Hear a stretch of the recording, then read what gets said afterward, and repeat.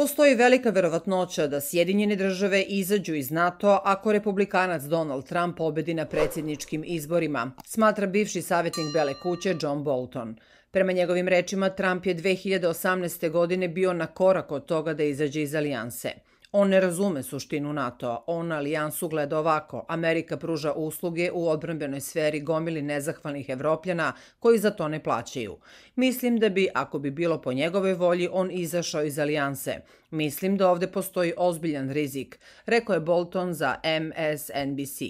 Prethodno je Bolton rekao da bi izlazak Sjedinjenih država iz NATO-a bila katastrofalna greška Vašingtona, te da bi to rezultiralo nestabilnošću u severnoatlantskoj zoni i dovelo u pitanje posvećenost Sjedinjenih država obavezama prema saveznicima širom sveta. To bi bez razloga stavilo tačku na najuspešniji vojno-politički savez u istoriji čovečanstva, smatra Bolton. Ranije su stručnjaci isticali da bi Trump u slučaju pobede na izborima mogao da oslabi NATO čak i ako Sjedinjene države ne izađu iz alijanse. On je više puta iskazivao nezadovoljstvo radom tog saveza. U slučaju pobede na izborima on je pretio povlačenjem SAD-a iz NATO-a ako evropski partneri ne preuzmu veću finansijsku odgovornost za sopstvenu bezbednost.